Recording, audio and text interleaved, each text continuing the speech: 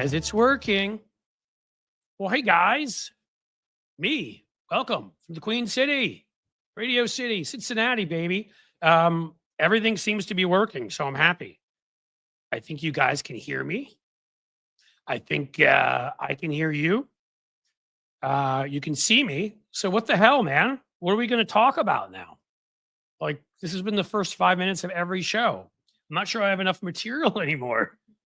I have to write all of the self-deprecation for all the times I screw up ahead of time. Hey there, Jim. Jim Williams. Yes. Hey, from Columbus, Lefty Gramps.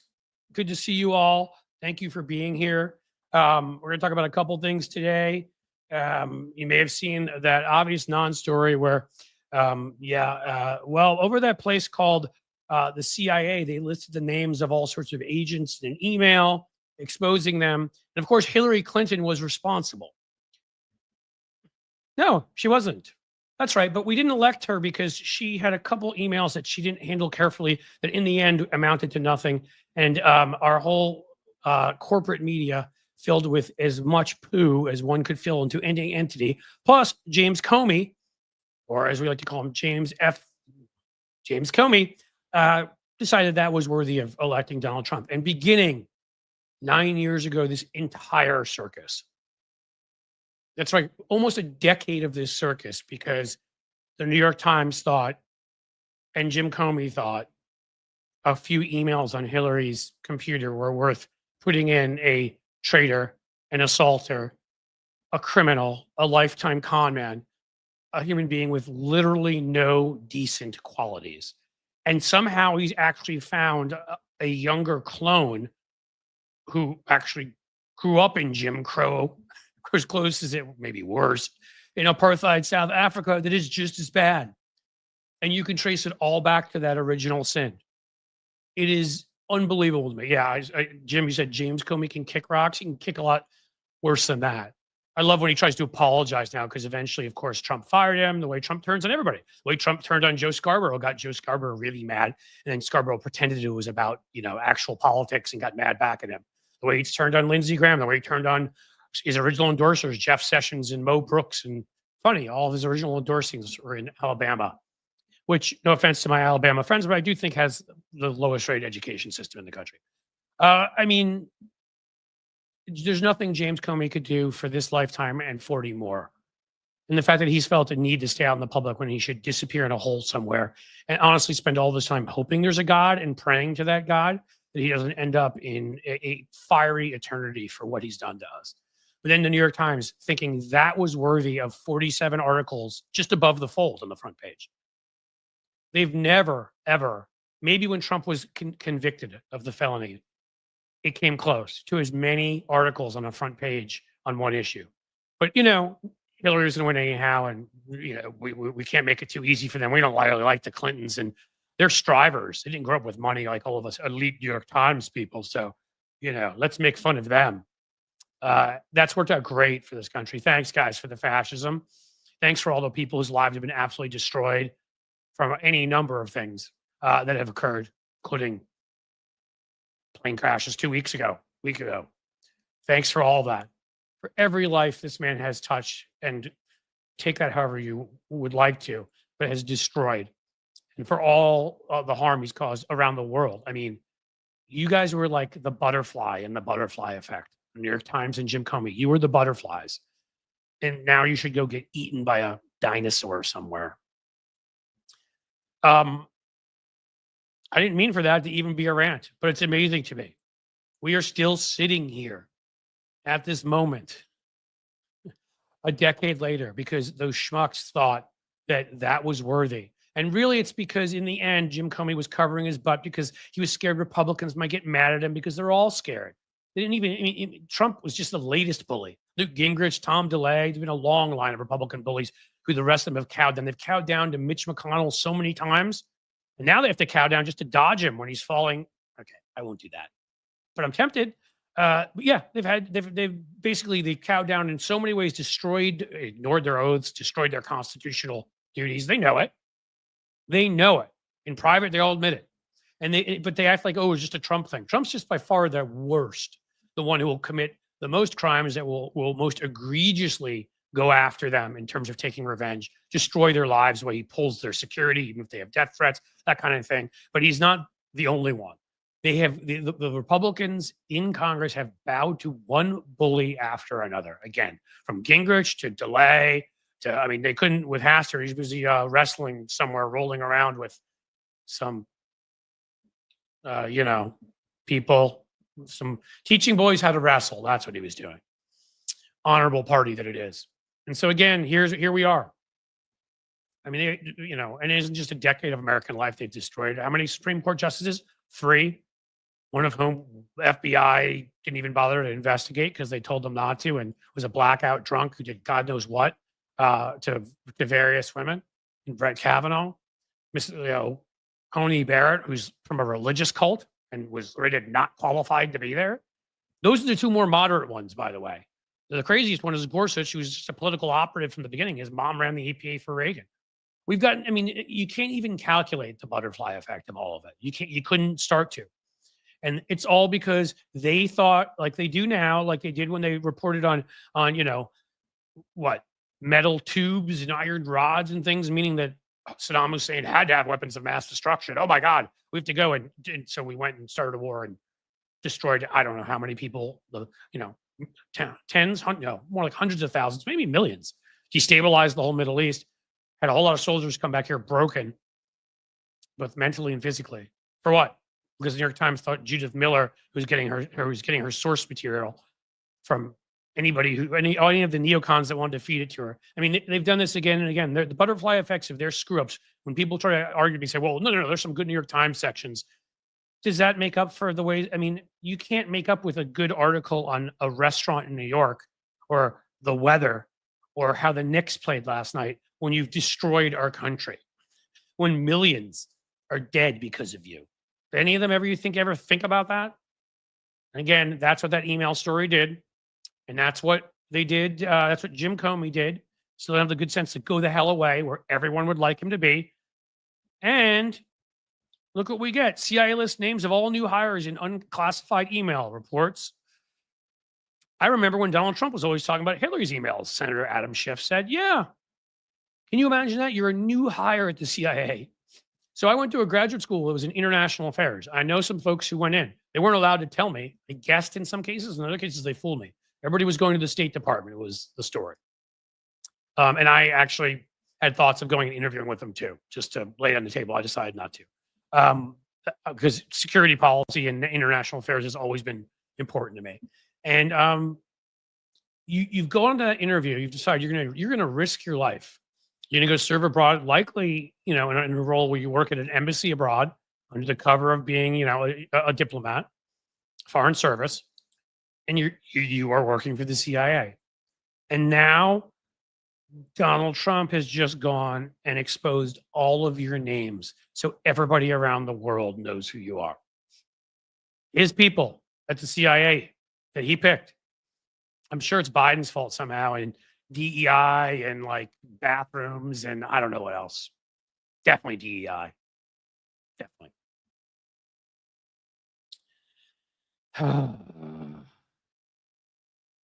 Amazing, isn't it? Amazing. How are you guys all doing? Can you still hear me? Hopefully.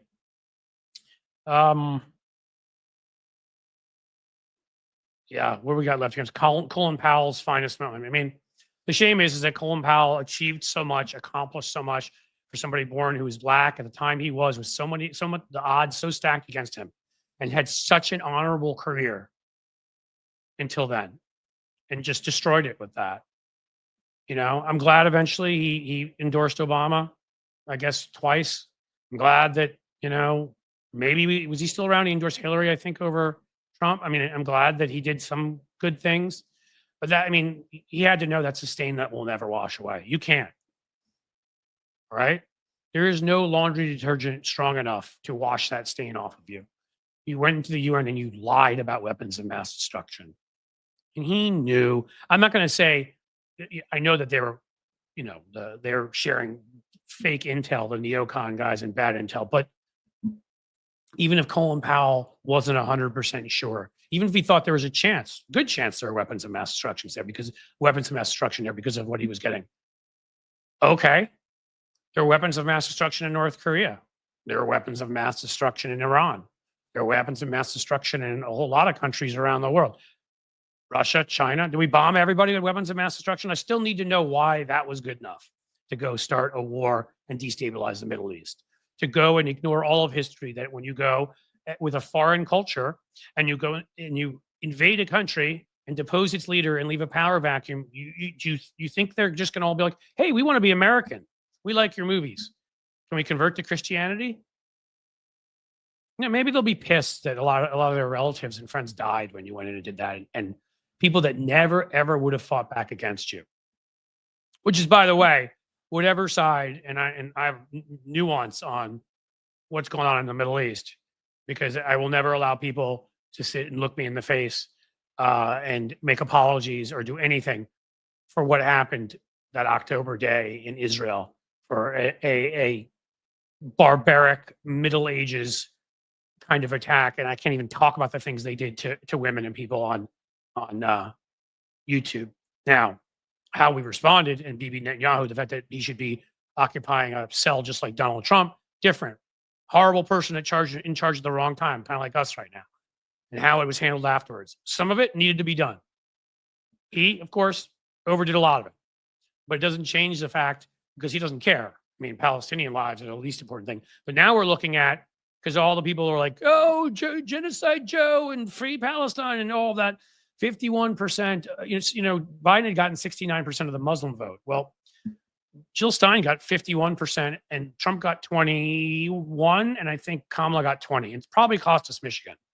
And now we're talking about ethnic cleansing in Gaza. I don't get it. But, and that's what we did in Iraq, essentially. So there's back to Colin Powell and everything. And now my good friend Tony is here. Ooh. Oh, hey, how are you? Look at that. Yeah. It's good to see you. I haven't been over here for a while. We haven't been able to connect. To your place. I got to come visit. If I work, busy. I'm really busy, and I'm also really incompetent. So if I could more competent. Well, I mean, sometimes busyness gets us distracted. That's why I say Trump's trying to keep us busy. He's trying to keep us busy on these issues, so we get distracted with the stuff that matters the most. I do have reporting for you. I don't have long, because I got to go pick up a kid. Report for me, because I was getting off on a rant just a little bit about the CIA emails, and then that took us to the New York Times and Comey. Oh yeah, I heard a little bit about the CIA emails. So I haven't digged into that story yet. You're they in an email sent the names of all, because Trump's people are geniuses. All the names of all, the new recruits. Right. The best ever, the best. They're the best, they're the smartest. It's the most beautiful thing you ever see. This email, it's beautiful. Just like that, it was beautiful because I got elected because Jim Comey wouldn't shut his mouth, and because the New York Times thought they should cover the front page on an emails. And it was just beautiful, the most beautiful thing. And now I had to go into the 10-year circus that we've all been in, because they took one email story out of context. Jim Comey opened his mouth, which Merrick Garland wouldn't do for 4 years, a week before an election, and the New York Times covered their entire front page with it. And that's why we're sitting in this timeline right now.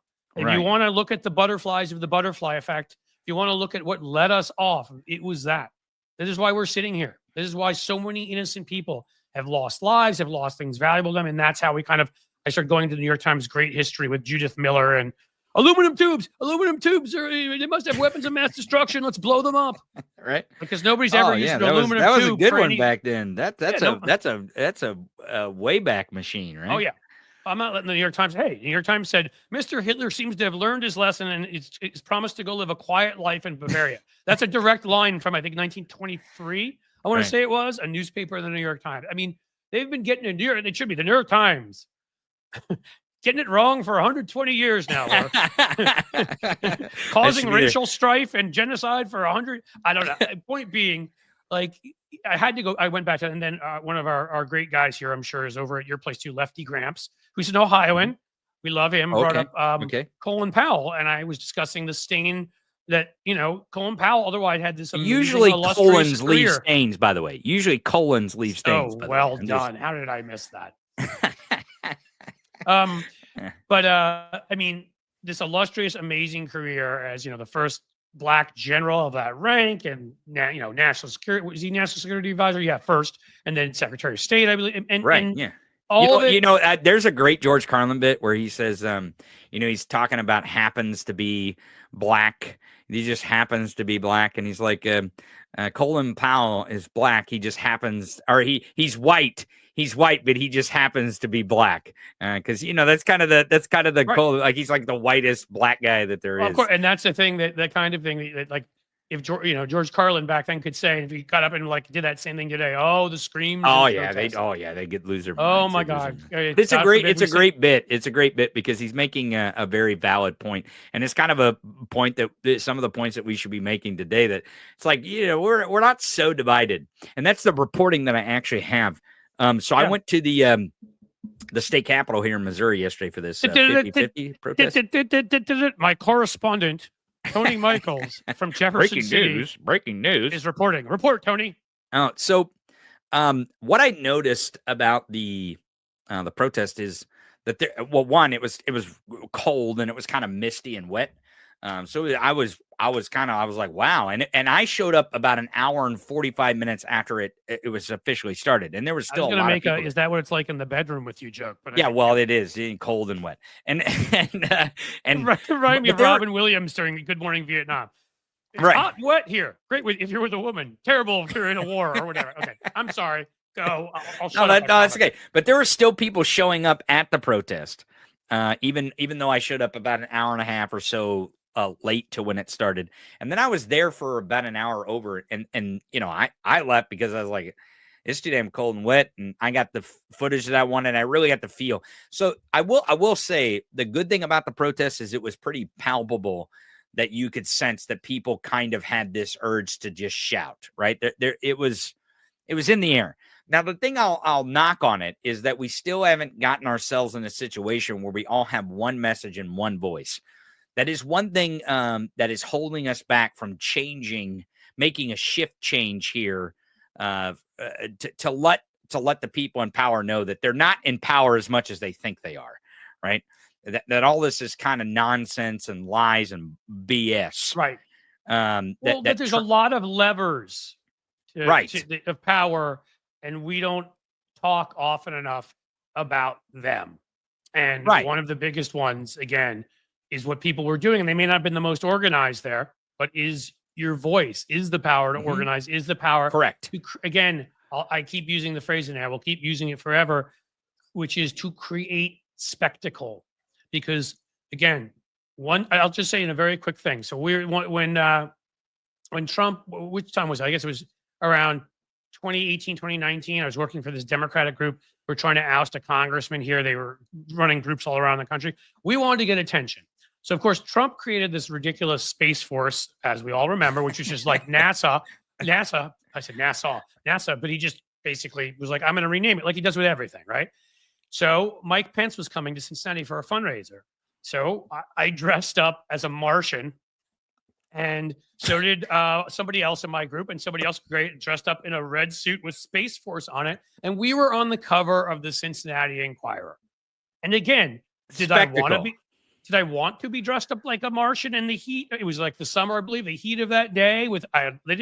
Luckily they didn't know it was me because I had the stupid thing on my head as a Martian. But the point is that you have to create visuals. You have to think, because the corporate media is always, they only care about two things: the corporate bottom line and shareholders, which is what makes them so right wing. But the one thing that we can hack is they also need to make ad dollars through clickbait. And if we make ourselves clickbait by causing spectacle, they will cover us. That's exactly right. Now, I will tell you this. That's one observation I made, is that there were some journalists there. They seemed to be, print journalists. They had credentials and they had cameras. So it was pretty clear they were press. And I was kind of there as press too. I wasn't there to protest. I came to see what it was. I wanted. Now, at one point, the crowd started chanting, eat the rich, and boy, I got excited. I started yelling, yeah, that's the chant. That's the chant. Of course, I'm really loud. I don't need a megaphone. But you're objective media. How could you do that, Tony? Exactly. Yeah, right. I'm objective. Yep. Objective to what? Saving our democracy. But I'll speaking injective. Yeah, you inject. You inject. But speaking, monetize me for that, by the way. Just right, saying, probably. I promise. Yeah. Ejaculation. But speaking of injection, the media decided not to inject themselves into anywhere around the vicinity of this protest. So there was no. I mean, there the major news networks affiliates like ABC, NBC, CBS, Fox. They were not there with their video cameras, and it's on the It was on the Capitol front steps. You right said there. you were saying about the national, but you're saying the local news media wasn't there? No, the local affiliates, like your local ABC. So that's what you'd expect if it's Jefferson City, right? But they were not there. They were not there. Wait, so the local affiliates were not there? They were not there with the cameras. No, no. That's annoying. Okay, well, that's not doing your job. And I want to point out, to be clear on this, and you know this, and I've got to run here soon. But the reason why this is important is because it's the Capitol. And at the Capitol, there are parking lots that are media parking lots on purpose, because there's a lot of news made at a place like, I don't know, a building where the governor and the legislature, and across the street where the Supreme Court operates. That's where, what's his name? Business. Marty's wife had to go. Was it Marty? His wife had to go to meet with the rich Koch brother guy to get like the casino permit in Ozark. Yeah, exactly. That was Jeff City. Exactly. Right. See, The I know this Capitol. stuff. Yeah, you've seen it on the TV, on the Netflix. I watched the TV, so I know. But they have a parking lot, and it's actually right out front. Right out front, right. If you're standing on the steps where the protesters are standing, you can see the media parking lot where they park. Now, a lot of times they'll position themselves up on the top of the hill, at the sidewalk, and they set up on the sidewalk so they can really get a wide shot of the Capitol for some story. That way the reporter can stand in front of the camera and say, oh, here at the Missouri State Capitol, there's protesters protesting Donald Trump and Elon Musk, and they're chanting this, and this. There was none of that. There was no one in sight. And the other thing that kind of got me, that's annoying. And I asked, it's not annoying, it's planned. If you want to know the honest truth, it's planned to be silent. Yeah. Okay. Well, but the one other thing that I observed is there obviously was law enforcement around. And again, around the Missouri State Capitol, you have the Capitol Police, which protect the state buildings. You have the city police in the vicinity. You also have the county sheriff. And then we have the highway patrol, which is stationed in Jefferson because it's the state capitol. So there's a lot of law enforcement, and there were cars and stuff, but there was only 2 uniformed officers kind of off the side of the protest, and they're kind of looking at their cell phones, or it didn't seem to be a lot of law enforcement security. Because I think when I made my little remark there, I may have made it in error. So I apologize, because I may have misunderstood you. I thought what you were saying is they were up on a hill, but they purposely weren't filming the protesters. Is that what you said? They were not there at all. I did not observe any major networks and their affiliates to be at this protest. There were some journalists. I did not ask where they were from. They had credentials. They were probably I misunderstood you. Who you were saying was up on the hill then? That's where they usually position themselves for a story like this. That's where I did hear you right. If you were going to see them covering a story like this, that might be where they would position themselves. So they got a really far vantage point, because the Capitol's a big building. And it's kind of in a small place. Jeff City's a really small town compared to other state capitals, really. Right. Some of them. Right. No, you're right. There are states like, I think of, like, Boston being the capital of Massachusetts, or Denver in Colorado. Right. But, there are places that, like, for example, Columbus here in Ohio is ranked, the 16th biggest city. But that's because they've incorporated the entire county around them. Right. It's not nearly that big. It may, in fact, be smaller than Cincinnati, or maybe a little bit bigger, like all of the 3 C's, as we call them here in Cleveland, too. I mean, I don't know how big Jeff City is, but we're all somewhere between 300,000 and 400,000. Jeff City's about 50,000. Oh, a lot smaller. Okay. Right. So it's a small space, and it's just because of our history. Like, the Missouri River's right there, the railroad. That's why they chose Jeff City, because it's on the river with the railroad there. back when Access, it really mattered. Back when the river and the railroad really mattered for, like you're saying, access. Well, you needed that and to economy. get places. You couldn't just Right. go for like a long walk up a hill. Like when you call me sometimes and you're panting into the phone. Yeah, right. Like, don't worry, it's nothing bad. I'm just walking up a hill. Yeah. I'm Seriously, hiking. Tony actually calls me during his hikes sometimes, Yeah. and just wants to make sure I know that he's not getting excited for me. That he's actually he's which. I'll take it either way. I mean, whatever works for him. You know, when you're hawking diet pills, sometimes you got to exercise too. It's not just the diet pills. I love that you brought it's it not up. just the diet pills. The more of you guys come in here, by the way, who I think, first of all, as Tony I think knows, and you guys all know, yesterday was the best day I've ever had streaming. I mean, that guy who came in here, John Landrigan. John, are you back? Please come back today. Oh, it's John. Is that the asshole that was in your chat yesterday? We just for 30 minutes. I like got to John. Innovate. Man. I got to do some improvisational comedy, like anything that I was just moving, and some of it I'm sure failed, but some of it worked, and John just kept trying to come back, and it was, but in any case, I was making a point there, and I don't know what the hell it was. It's just the fact that we were having some fun here, and I talked about the diet pill. I made a joke about that's what it's because of so a bunch of guys, other I guess troll type creatures were here, mentioning the diet pill stuff and I was just like, hey, I may mock them, I may do whatever, I'm not sure. There are actual, I know this sounds crazy, but I take vitamins. And other people do. And do you think they work? Do you think they work? There are pills. Well, I don't take diet pills, but I do take vitamins like with protein and these things and stuff like that. Do diet pills work with a healthy diet? I think they do if they're good diet pills. It's not like all diet pills are crap. I mean, there are ones that are. They're, Well, and it might be a placebo effect, but this stuff, I actually take this stuff because I'm chubby. That's why I walk up the hill every day, because I'm a little chubby. Well, actually, and it's I good need that to you not take be it because technically, if you didn't, like, remember when Kareem Abdul-Jabbar got in trouble? Because technically, it's amazing the laws we have. Like, we've got no laws around politics. You can lie about anything.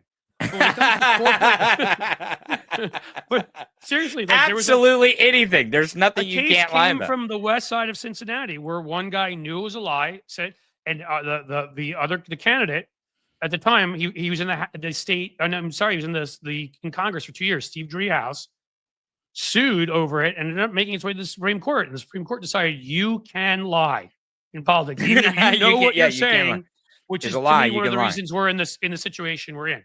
But you can't do that with corporate advertising. Like, you cannot endorse a product you yourself don't use. So if you sat here just now and said, I don't use it, you actually technically, I don't know if anybody would bother to come after you. Right. So Kareem Abdul-Jabbar, who's Muslim, was once endorsing Coors, and as a practicing Muslim was not. Yes, it was Steve Shabbat. You're right, Tim K. Thank you.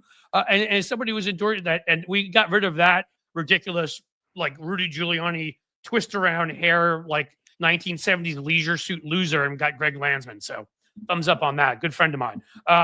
But yeah, you can't. Kareem Abdul-Jabbar, I think they warned him or they fined him or whatever, because they're like, dude, you can't be doing Coors Light commercials or Coors, whatever it was, if you're not drinking the product. If you've never tasted or you won't drink it. Well, so this product here, and I'm not going to hawk it on your show. I'll leave that to my show, because that's what it's for.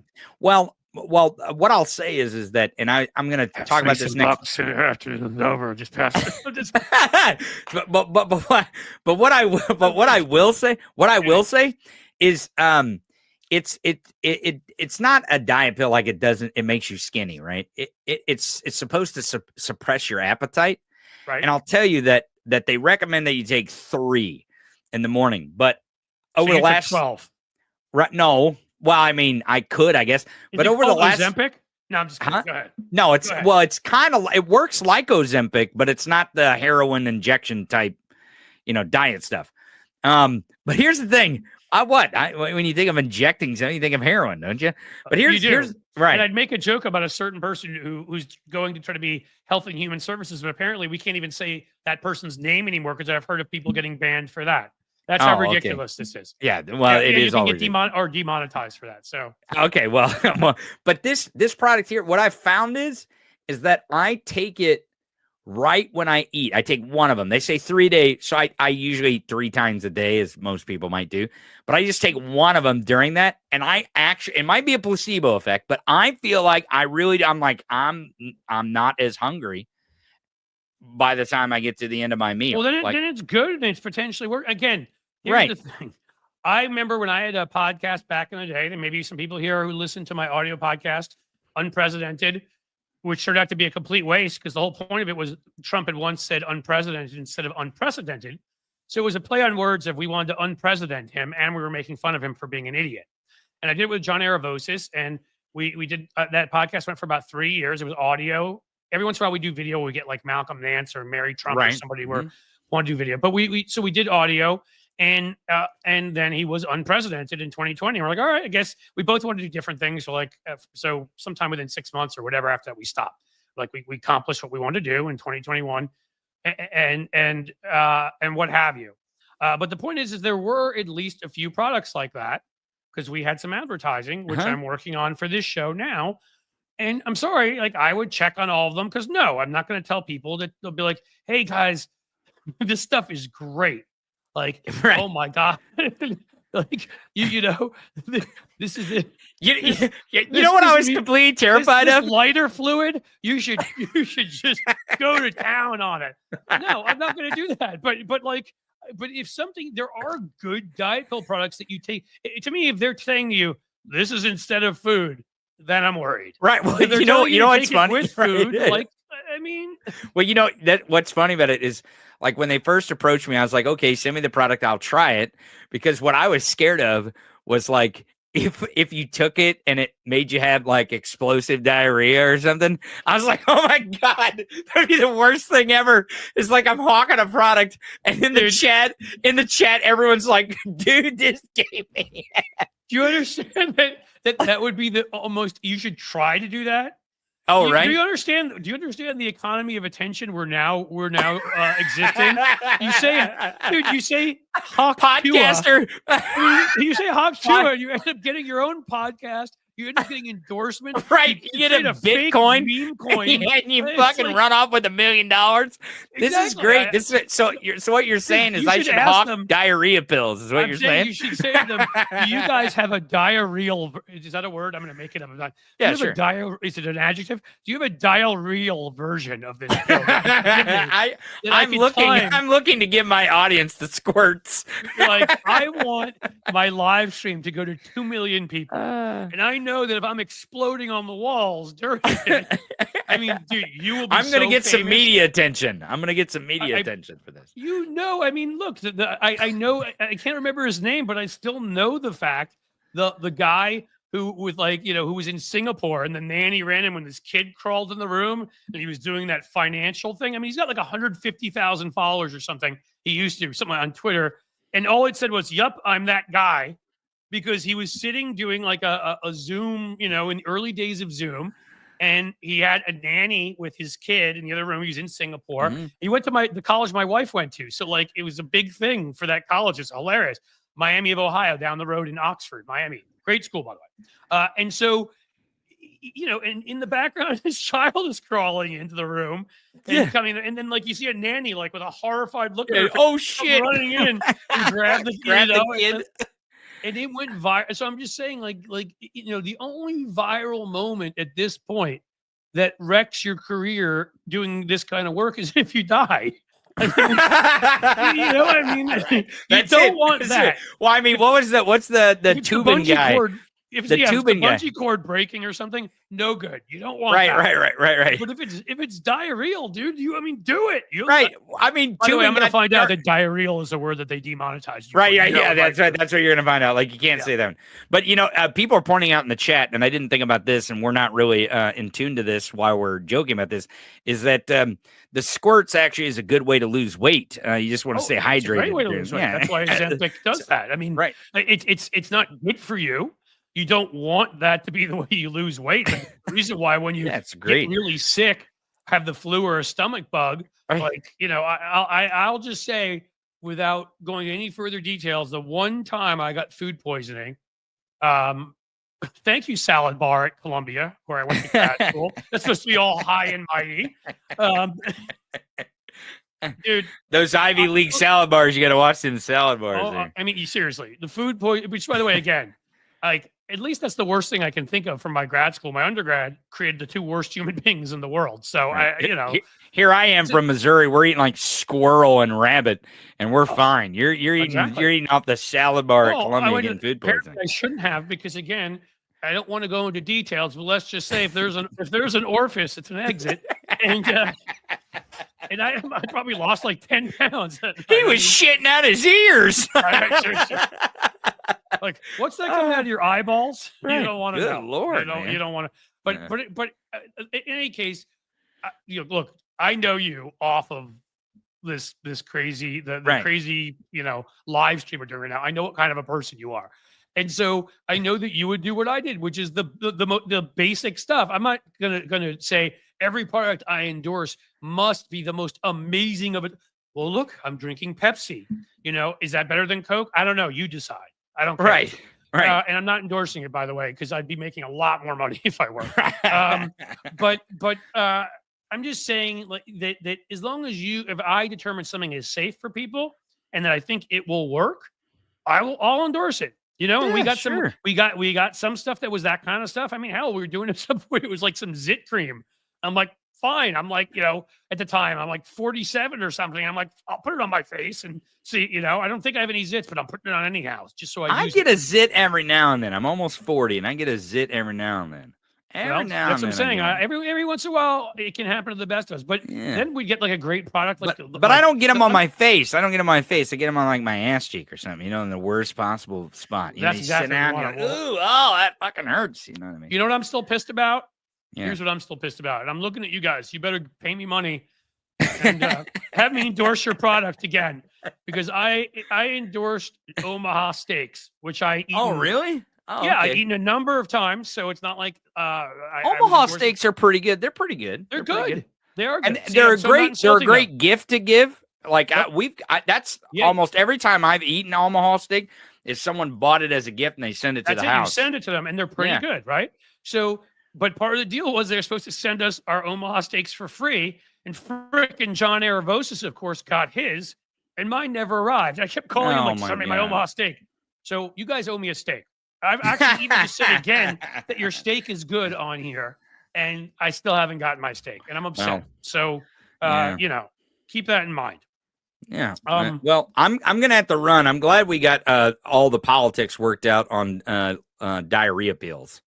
I think we have on diarrhea pills, and the fact that clearly a couple of emails on a server at Hillary's home that had nothing to do with anything was worth destroying 240 years of the United States of America over. Exactly. Yeah. Why not? Why not? Yeah, that's cool. That was worth it. Just again, I'm tempted to write we didn't start the fire since Donald Trump came into office, except for it would have to be honestly like 127 verses to capture all of the awful things he said or done, all of the norms he's destroyed, all of the, I mean, and it all goes back to that. And yet I don't know what these guys are going to do. Cause again, there are one or two people, the ones who had a history, and his last thing, I'll let you run, but the ones who had a history before they were in my grad program, international affairs, that kind of thing, of like they had been in like, naval intelligence or something, when they were like, yeah, I'm going to work at the State Department, in Venezuela. I was like, yeah, okay. Okay. But there were a few other people who, even a woman I was dating at one point said, man, she's a good liar. Probably lied, but okay, I'm not going to make this show any more gross than it already is. So I did not know until she came out publicly and was done with her career about 4 or 5 years ago that because she did not have a history of having been in intelligence, didn't talk about it a lot. I had no idea. So I thought when she went abroad to various places and was in the State Department, she was legitimately, because when I did the work I did, the democracy promotion stuff, and again, guys, I would have to tell you, so, or you could just think I'm lying. I don't know. But when I did that stuff, that was USIA, U.S. Information Agency, which was folded into the State Department. And, you could call that propaganda because it's obviously us promoting our way of life abroad when we had a way of life that included, at least that was back in 2004 during the Kerry Bush election. And I thought, Bush can't possibly win re-election after all that, can he? So I thought democracy was working, that a guy barely won and probably actually even kind of pulled some shenanigans, which I can't even talk about, I'm sure, too, here. And in George W. Bush. And then, like in 2004, I'm like, we're going to correct that with John Kerry. Democracy works. I'll go to Romania. And then it's the most irony of ironies that Romania are the ones who, like a month or two ago, canceled the first round of their elections, their Supreme Court, because the Russians had meddled in it, and a guy with no money made it to their top 2 or 3 runoff, and so they canceled it and reran it and found whatever way to keep the Russians out of it. And here we are, knowing how much the Russians attacked our democracy. But we'll let them all stay. Yeah, it's all cool. It's all cool. It's all good. It's all good. Over here, can somebody send some of the Romanian folks I met over here? Right. Maybe send them around to Jeff City and Cincinnati and places to lecture us. Anywhere really, to tell these people. I will say this. From the protest yesterday. Keep your voices loud and keep going to protest. Even though we haven't found our one voice yet in these protests to really push back the way that we need to push back, it is important that we keep pushing back anywhere and everywhere we can. And build these alliances, even though it feels like these people may not be, quote, on our side. We all have a common interest, and that common interest is our kitchen table. And if we focus in on that, and we make sure that we get better and better as we go along every day that comes, because every day with Trump feels like a decade. But so we got a lot of time here. If you count that. I'll just say, like, where you are, like, right in that. Is it also yesterday, and I'm going to do another one, because after that moment where she was speaking, man, Jasmine Crockett had your Missouri gal. Yeah. Like, she had another moment, and I'm going to break it down, because it's not just that you're willing to speak up. There's a number of things to this. Willingness to speak up, willing to get up and shout and say what you need to say is so important. But when you're so talented that even in your choice of words, there were 3 different parts of a 1 minute basically ripping of Republicans yesterday, where I'm going to do my thing on it, where she said things that just were so cutting and so condescending and so ripping apart of various things. So it's that you message and how you message, and I do feel like, I think, again, I started writing my Substack, which is on it for today. Still haven't edited it, couldn't get there, but we'll put that up in a little bit, folks. I'm only 20, last I checked, away from 3,000. Please, I'm gonna have to bother you more after Tony leaves to get that last 20, folks. But about how it felt like something changed yesterday with all that. To me, like, you feel it in a sports game, you feel momentum change in the air. We had all sorts of Democrats using, like, what did Ayanna Pressley call him? She called him a Nazi Nepo baby, Elon Musk. Where's the lie? And even if it is, it's politics. You're allowed to, But right, that's true. But you also know that Democrats, of course, never talked like that in the past. And I took notes, and that's what's going to be in the Substack too, on what a bunch of Democrats had to say. They were actually swearing. Oh my God, they were ripping into the other side. Instead of a couple of those people who right after the election, like, I'll work with Elon Musk. Clearly he's brilliant. He made billions of dollars. I'm like, what are you saying? And to where we are now, where people were tearing. I still like the line best by Denver Riggleman, who's a former Republican who became a very active never Trumper, was a moderate from Virginia, who said Elon Musk, or an incel trapped inside a billionaire's body. But a bunch of Democrats are dropping lines like that yesterday. I'm like, yes, how you speak about them, the strength you use, the confidence you have, right, your word choice, how cutting it is, sends a signal to the media that this is this is how they should be covered, both conscious and unconscious. The other thing I want to bring up, it sends a signal to everybody out there who's watching that you have strength, that you are confident, and that they're weak. And this is the thing I always talk about.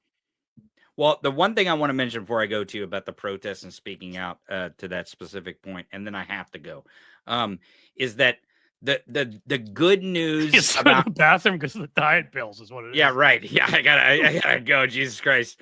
I just took one and it's starting to kick in. The one thing that I'll say, if I'm not Really distracted trying not to by laugh. I'm diarrhea talk, is that speaking of diarrhea, Elon Musk is part of the government now. He's been instituted in the government, which means we have the right to go after him. He is part of the government. He can no longer use this. I'm a private citizen and this kind of nonsense. He is part of the government. He is open. It is open season on him to mock him and to go after him and to tell the truth or what might seem like lies about him. And the reason why is because as he's acting as a government official, he cannot be defamed. That's not a thing. He's acting in a government way. He's a government official now. Trump has made him part of the government, which means that he now cannot come after us because we are speaking out against him because he is government. That is key. That is actually part of the one that he's like freedom of speech, First Amendment. It's ironic because he's not actually really a member of the government technically, but it doesn't matter. They're calling him a member of the government. They're letting him act like it, even though it's illegal. That's right. They wouldn't let the oversight Democrats into the Treasury, which was illegal. Right. So if he wants to be a government official, then we're going to treat him like welcome, my friend. Welcome to the world. Enjoy. That's right. Enjoy your stay here at the United States government. That's right. Because you work for us now. I don't know if he knows that. You work for us. With your bloated body and your yeast infection for a face, we now get to say whatever we want about you. And I just did. Right. That's right. Well, I got to go because I got to drop some kids off at the pool. All right. We'll see you guys. They're working, guys. See, the pills work. We'll see you guys. Take it easy, man. Oh, there's not much more fun in the world than one of those moments where Tony and I are in the same wavelength and laughing. Let's see what you guys have in store for me. I saw something interesting. Somebody mentioned the Majority Report live stream went into detail about Elon Musk, Peter Thiel, other tech bros. I highly recommend today's program. Okay. They're still my buddies. Well, Sam is my buddy. I don't know the other folks, but from when I used to go on that show back in the day, I used to have a Friday segment. It's been a while. What else do we got? And then we can get into this right now. What made Jasmine Crockett, and this is when she was in committee yesterday, what was so effective about what she said?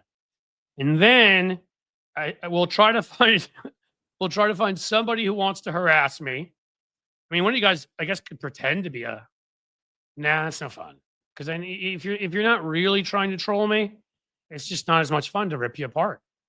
Did I see about the protest in Columbus, in Cincy here? I did not, Lefty Graham, so you're going to have to tell me about it. Yesterday was a crazy busy day.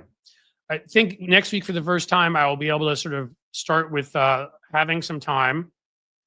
Matthew Tarpley, I sent you a Substack message about the list of lawsuits against the administration. Thank you.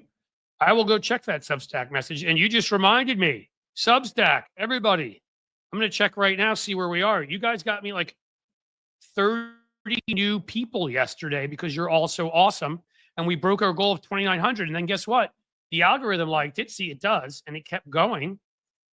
And so now we have to see dashboard. Come on. Okay, there we are. You ready, guys? You ready for this? 2,983. I just need 17 more of you to go to Substack and subscribe, and I will hit 3,000. Come on. There's got to be 17 of you who are watching this, and Jim Williams, always there. The quickest straw. I'm not sure if you're in the West, but wherever you are. Seriously, guys, it's free. And Tony's on there. And you're going to find a lot of your favorite people who are over there, who are headed that way. Jim Acosta is now like holding up his phone and doing live streams from there. Has 150,000 followers already. I'm trying to get to 3. DS Jones, thank you very much for the very kind super chat. $9.99. I missed Mr. Stoner to you, dude. I always get that wrong. Mr. Stoner, to you, dude. Cliff, can you interview a non-voter and ask why? I can. If I can, honestly, if I can find a non-voter, I will. Because I really want to know why myself. I don't get it. I don't know anybody who didn't vote.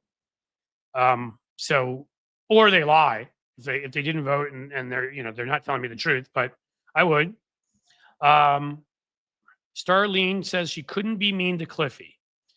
You can't be mean to Cliffy, can you? But there are others out there unlike you. Paul Young's YouTube is my only social media stuff, Cliff, nothing personal. I don't take it personally. I will say that you're going to see a lot of folks moving over there, and it's worth having at least just subscribing. They're going to add video, but it's written form too, and it costs you nothing. So there you go. I took it off the screen and Jim put it up before, but I'll find it again or put it up there because that just has to happen. You can't sit at like 29.80. Oh, you guys are amazing. Wow, 29.83 to 29.94 in like 1 minute. Six more. You could do it. Susie Jones just added me. Thank you. See, Susie, you rock. Susie. I was going to start singing a Tesla song about you, but I'm not sure if any of you want to hear that. Tonight, the place where the nonprofit where my wife works is doing they do once a year a karaoke night. So you guys let me know if you have ideas for it. Yep, my phone keeps beeping, which means I know that people keep subscribing, which means you guys are awesome. Maybe we'll have busted it. We'll see. But also, I'd love ideas for what I should sing tonight. I always don't know if it's Tomas or Thomas, so I apologize if I'm mispronouncing it.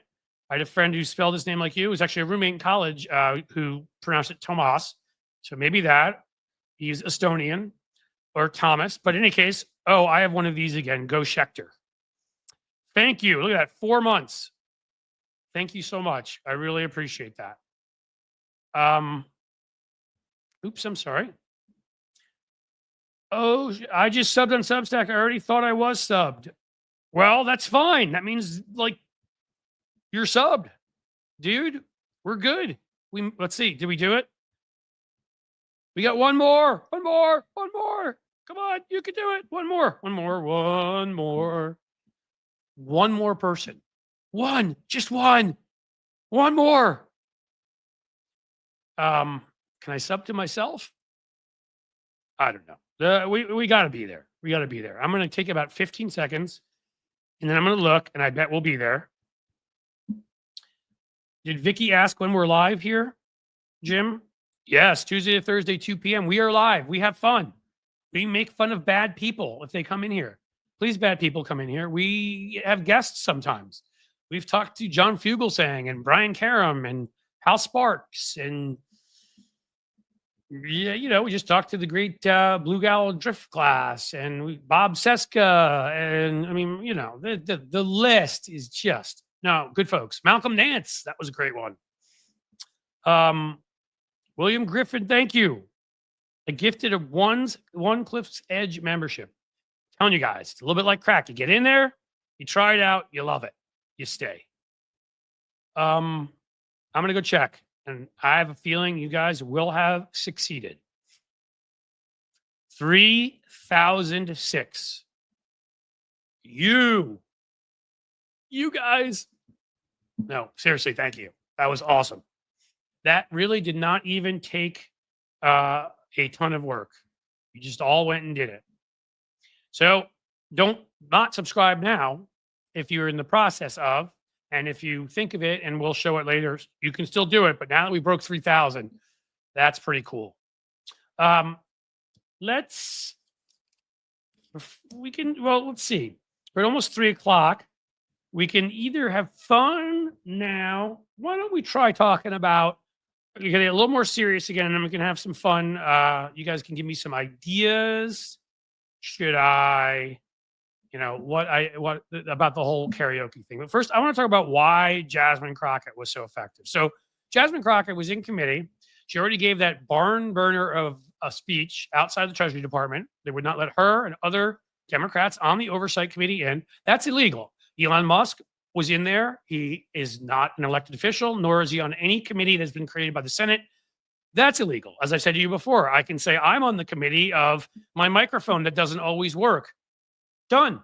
That has as much power in law as his stupid Doge committee. Okay? Which also, again, shows his sense of humor and why we all got stuck with him in our lives, I think, because he's so perpetually unfunny that he couldn't stand it. Same thing happened to Donald Trump, and then he ran for president. So Jasmine Crockett was on fire. So were other folks there too. Chris Murphy, Frost. I always forget it's Maxwell Frost. Liz Warren, I believe, was there. Some other, there are some great folks, but Jasmine Crockett just do something. She's has a unique way with words. You know, some people who just get your attention immediately. She knows exactly where to put the emphasis when she's speaking. She knows the exact sort of formulation of words. It's perfect. So she's in committee yesterday, and adding upon what she had done outside, I want to make sure I get the lines right, so I even wrote them down. This is within a minute of ripping the Republicans, and what she said overall was, you don't believe in your constitutional duty. I believe in mine. You know, when I take an oath, I actually mean it. Apparently, none of you believe in it. You are letting an unelected king wander around in the Treasury Department illegally. It is against the Constitution.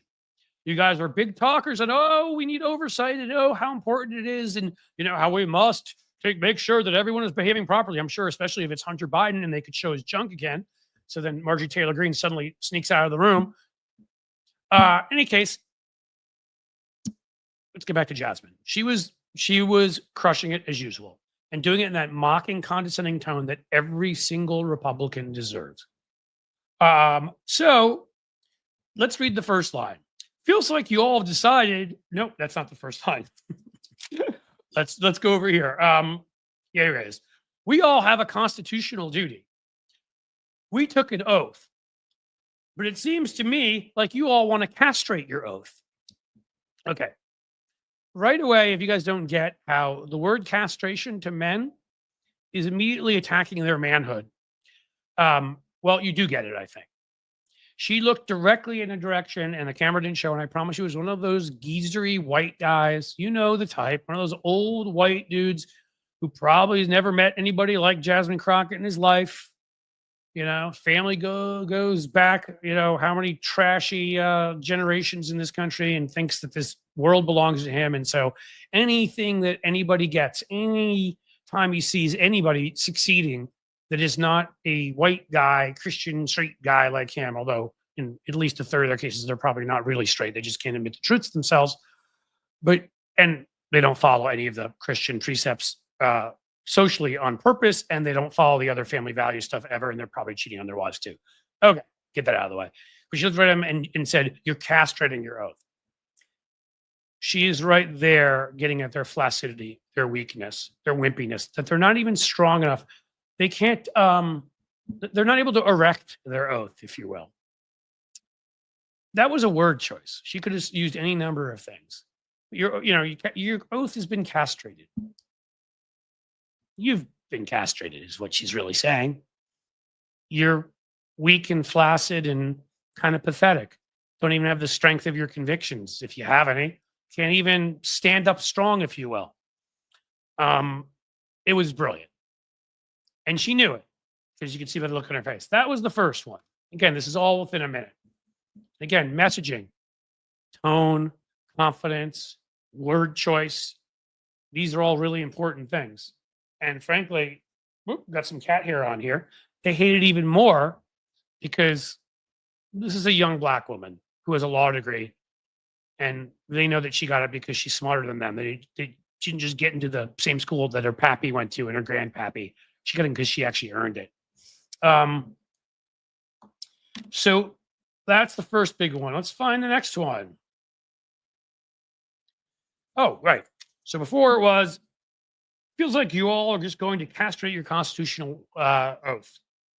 Okay. Second one also to do with the Constitution. We all have a constitutional duty here. We all swore an oath. Maybe you all just don't take it seriously. Said that in a condescending voice. And with that, she's referring to them as traitors. Yeah, she's calling back, implying stuff about January 6th. Maybe you don't take your oath seriously.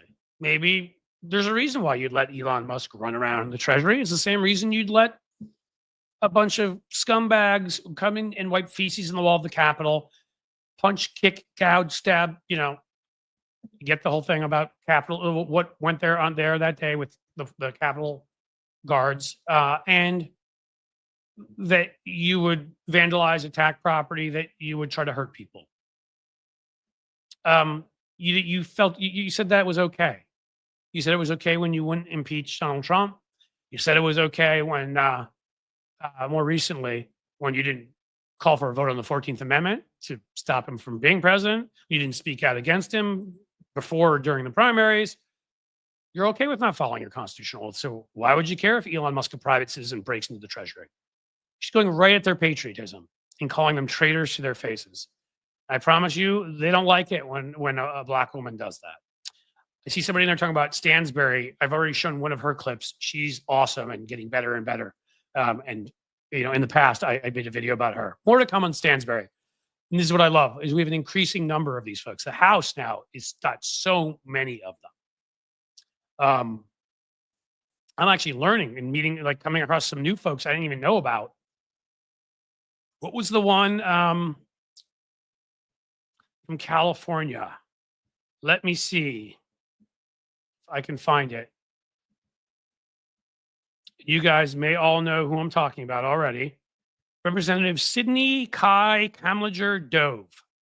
I hope I'm pronouncing it right. I didn't even know. I didn't know who she was. I'm okay with saying, and this is sort of my job, so I probably should have. But you know what she did, which was utterly fantastic. She said the kind of thing you're not allowed to say on the app known as YouTube. And by the way, I should say hello. Thank you all to my Twitch folks who are here too. Please subscribe, support. I'll learn more about what you can do. Also you, Substack's great. Patreon, fantastic. But she said, where is she? She referred to Elon Musk as, she said, inside the Treasury, we have an unelected, unqualified billionaire who's trying to, quote, take control of our government and to have access to all the information we use when we are trying to get our mother blanking tax return. That's fire. And I hate doing that, guys. I wish I could just say the words. I hate that they demonetize me here. And maybe at some point when this is monetized on Substack and the ads finally arrive, I won't care anymore. And I'm just going to speak the way I'm going to speak. And if these guys choose to demonetize me at YouTube, it'll be what it'll be. Because those of you who've heard me in the past and hear what I talk like when I can, it's painful for me to not say words that I want to say. I don't just curse for the hell of it, but there are times when obviously you need to really get across a point. So yeah, she was awesome too. But let's get back to Jasmine Crockett and give you the third and also wonderful line. So at the end, she said, it feel, we took an oath that we wouldn't have a king or queen. It feels all like you want to have a Mr. King and a Mrs. Queen. I'll let you all decide which one is which. And then she started smirking and almost laughing, and you could hear laughter erupt. And yeah, guys, that doesn't work on any of us. We all know who we are. We're not these pathetic, sad, little insecure babies like what was his name again? John, Landrigan, who came in here yesterday. Are you back, Johnny boy? No, we're not like that. You can call me whatever you want. I'd be proud as hell if I were gay. Swear I'm proud as hell that I'm straight and I love my wife. They're both equal. But you guys can't accept that. So she knows that saying that hurts Trump much worse even than Musk.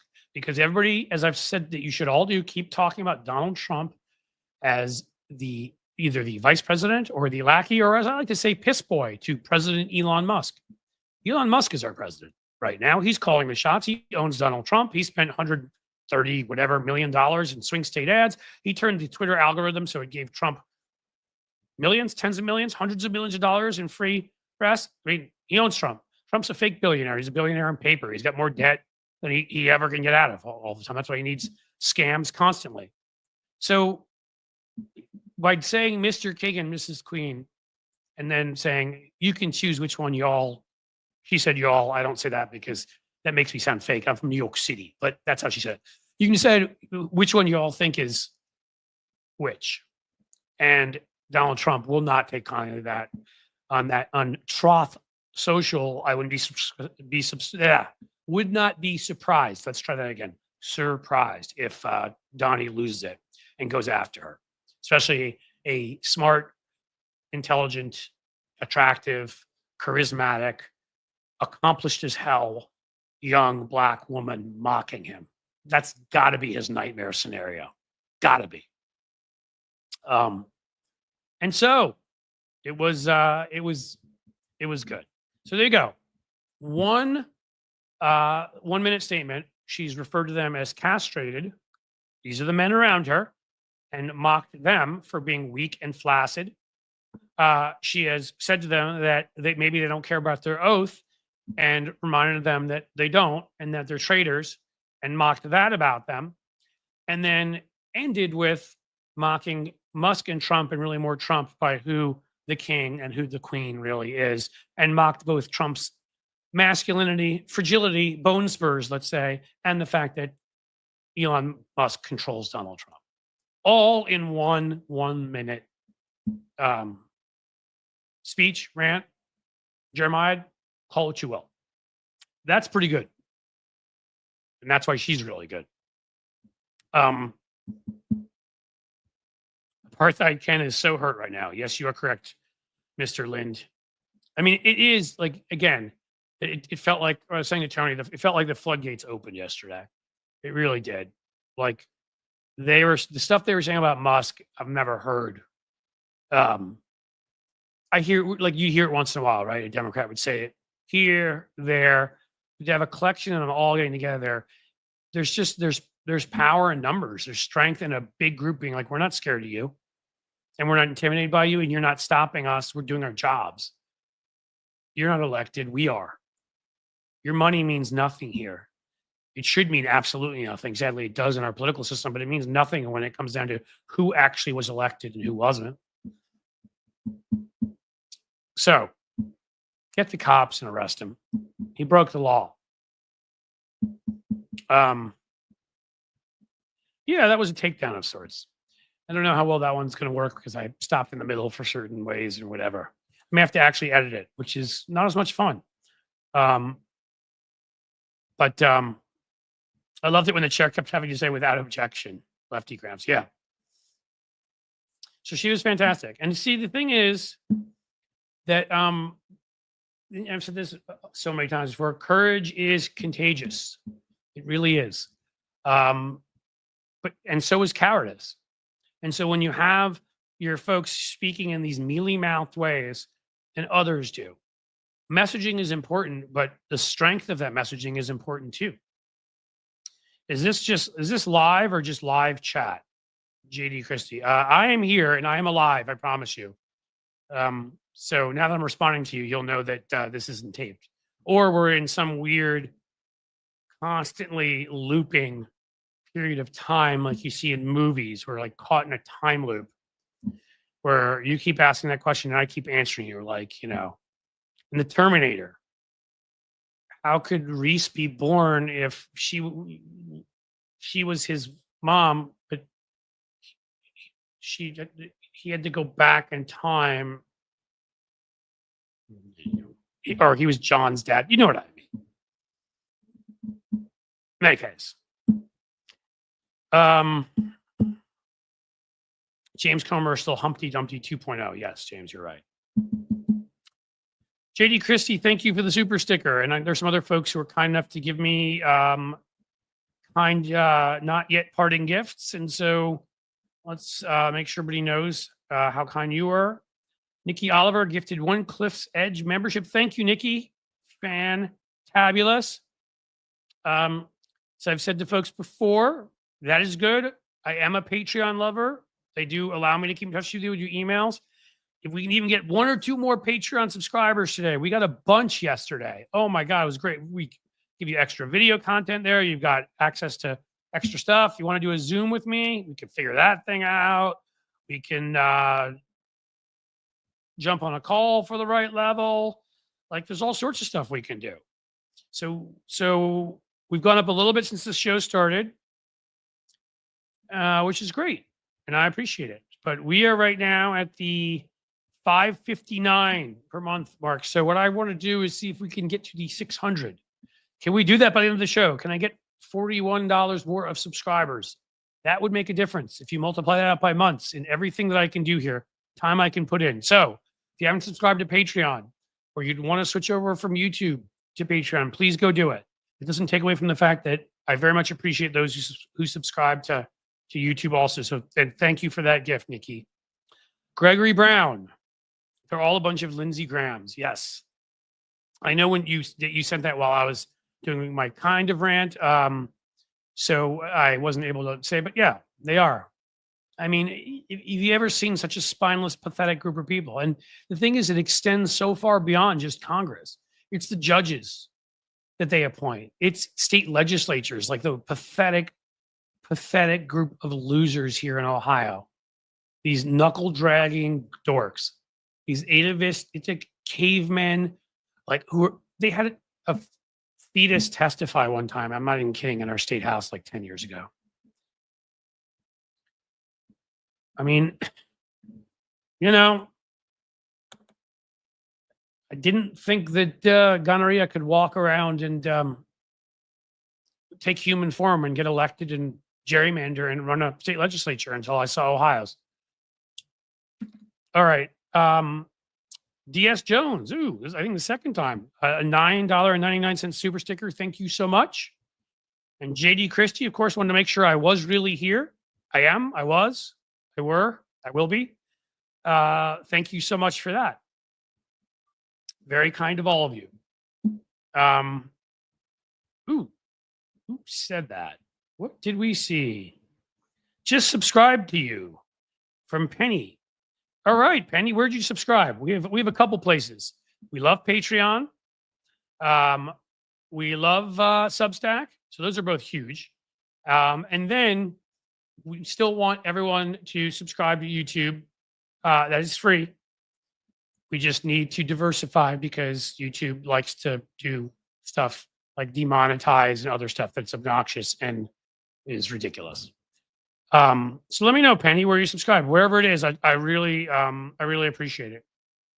Let's see. Jesse James. In the future, Cliff Schecter will lead mankind in a war against Starlink, a computer system programmed to destroy the world. Don't you know it? I don't know if I'll lead it. Hopefully I'll be around. But maybe then, there'll be a time loop like that. It'll be like I came back from the future and then had my son, and then he came in for time and met me, and you never know. Life's crazy that way. We have another story too. In fact, my gosh, you guys really are being amazing because I've got 28 new Substacks. I think it says that here. Well, you guys rule. We actually can go take a look. Let's see. 3014, huh? Nice. You guys are doing what you should be doing. Seriously. I mean, Substack's free. So that one, I understand. Patreon, you can join for free. That's fine. Love to have you. Obviously, if you could do something and support, that would be wonderful too, because that is what allows me to do this, because YouTube likes to demonetize me. It's not even just that. I mean, YouTube they're a much tougher haul than they make it seem like they will be. Even when you get over 100,000 subscribers, it's amazing how difficult they make everything, how they make everything take more time than it should, so that it's why I had to change up my schedule. If I'm going to do these live streams and make the videos, some of those sort of medium videos that tend to make, at least make me some money. And I enjoy those too, of the kinds that I just did, the takedown kind of videos. I had to stop doing other things, right? With also some stuff going on in my personal life. So I couldn't do Bob Seska's show anymore, and I can't do Hal every week. And I didn't want to do any of that, but life's about choices. So let's see what else we got.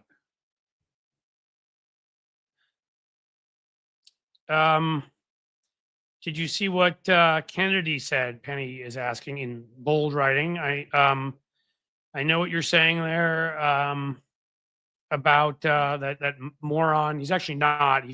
He's so pathetic. He puts on the fake accent. The fact that he's named John Kennedy really offends me. The senator who switched parties, of course, too, from Louisiana. Talks like this. I'm just a good Southern boy. Well, for gosh darn, I just finished eating my cheese grits and I walked outside and I couldn't believe what I saw. It was crazy, I tell you. The guy went to Oxford University, okay? He is such a fraud. He is I'm close to being able to say in the Senate, anyhow, he's the biggest fraud of any of them. And that's tough to say because Ted Cruz, again, also fakes like he's dumber than he is. I can't stand any of them, but there are a few of them that actually are smart. They're just evil. I'm getting an LL from Matthew. Matthew, you like my Southern accent? I can keep doing it all day. I really feel like, I don't know why. I'm better at that than Trump. Trump's from New York. You'd think I'd be able to do that one. Everything's beautiful. It's wonderful. Best of all time. The best. Uh-oh, I touched my mic. Is it still working? Hello? You know how that goes. Yeah, so I was going to tell you about another story. It's a good one. GOP Representative Nancy Mace. You may know her as Republican.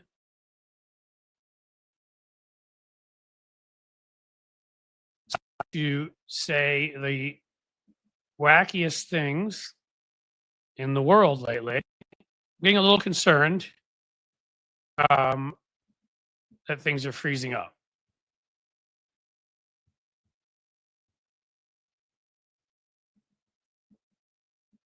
Are we all still there? Did I freeze up for a second?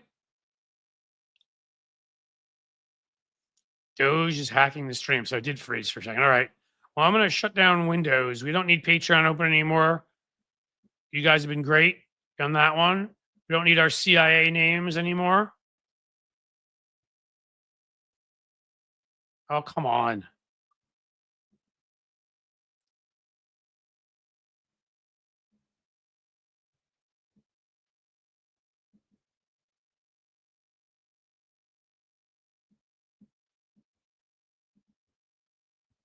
All right.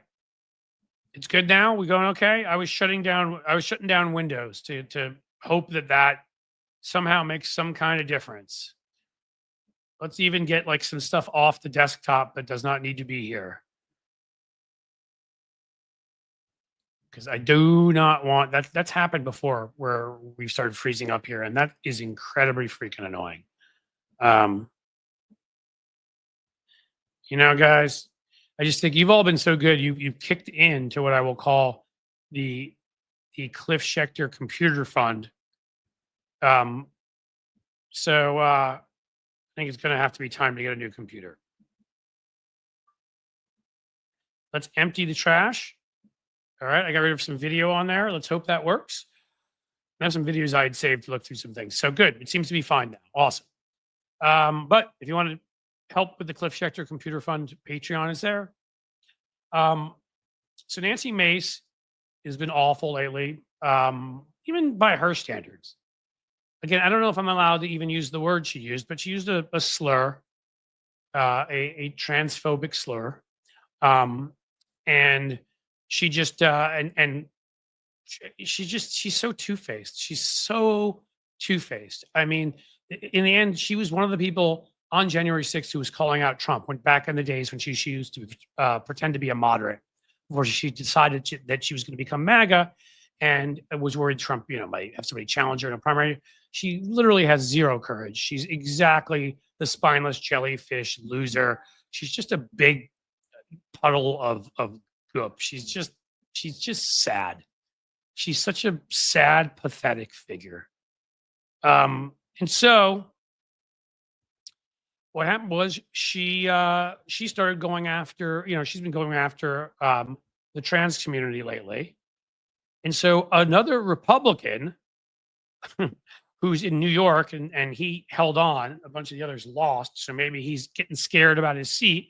Representative Mike Lawler actually got up at an event and mocked her, which is pretty awesome because that's when you know they're fighting with each other. So what we have here, it's from the Huffington Post. GOP Representative Burns, Nancy Mace. I think I said Representative Burns before because I thought that's what it said. So that's kind of funny.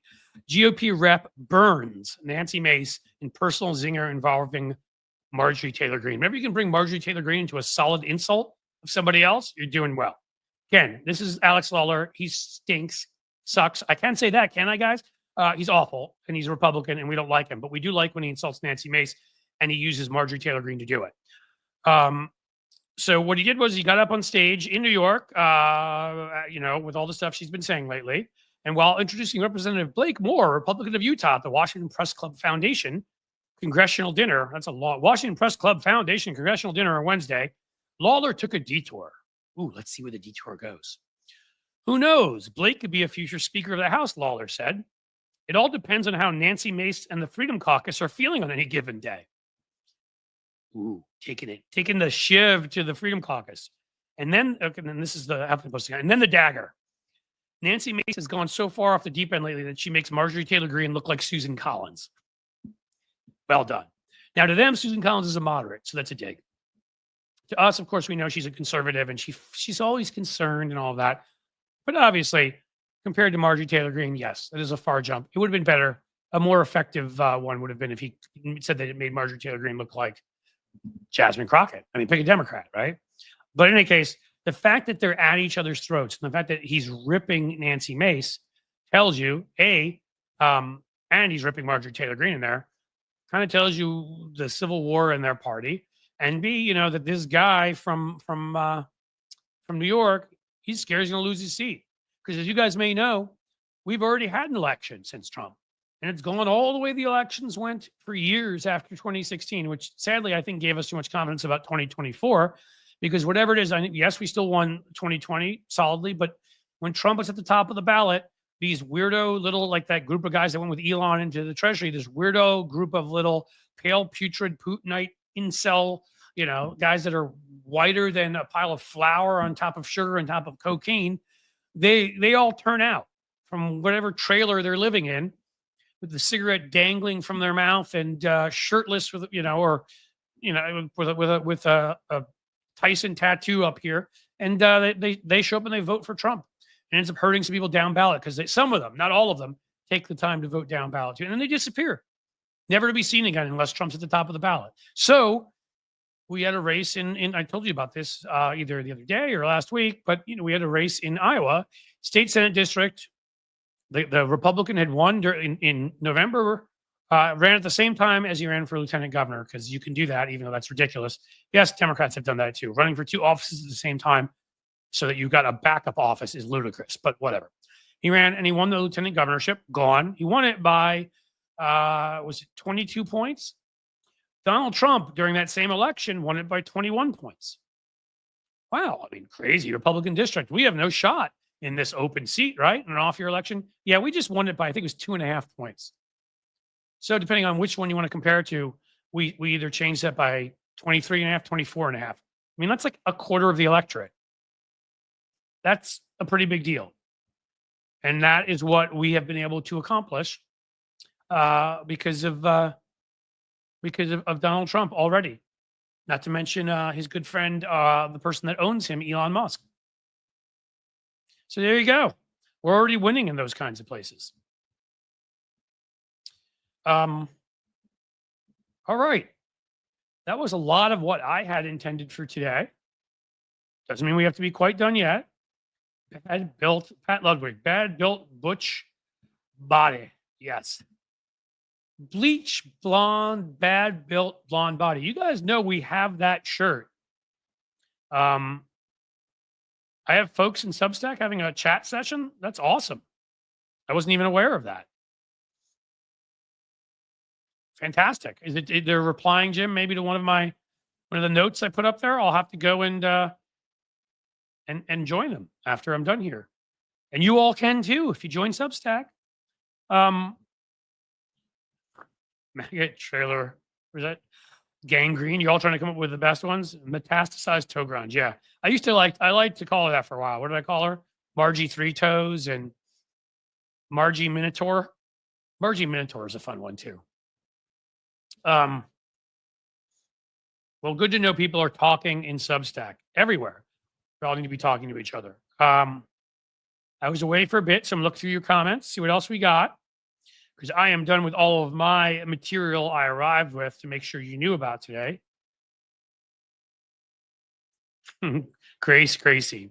Mancy is a transphobic slur. Is it? I don't know. That wasn't the one I was thinking of. Wow, man. You just look through this thing and you guys.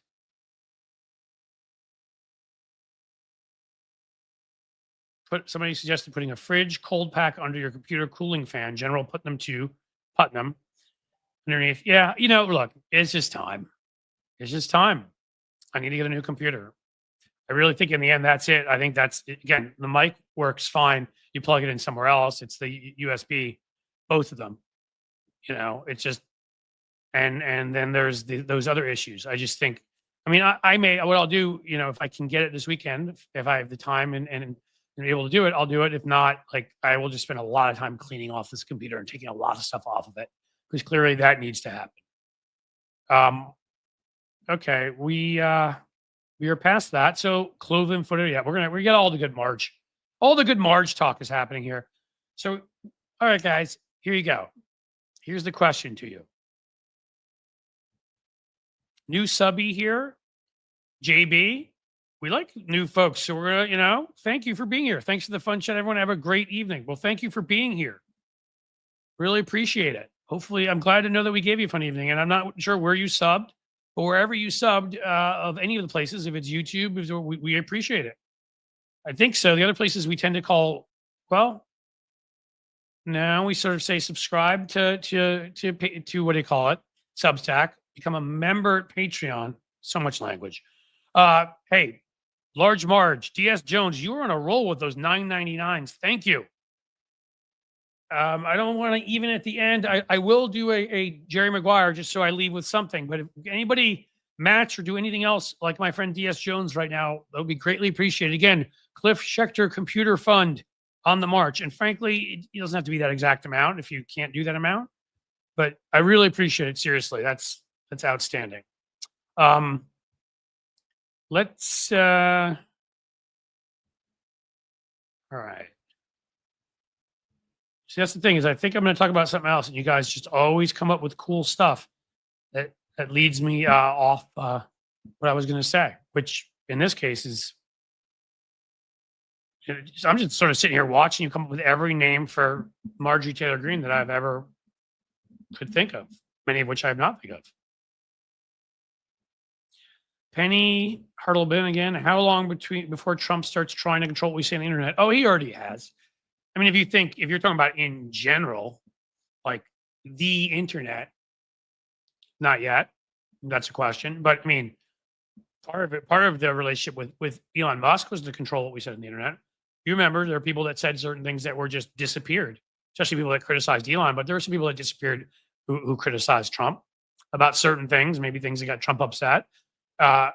Nobody saw anything that was being written. Did you see what they did with the algorithm? Remember, Twitter, I think, was the number 2 place I want to say where people were getting their news in the United States, which is a scary thought. Maybe number 3 during the election or something like that. I read something like that.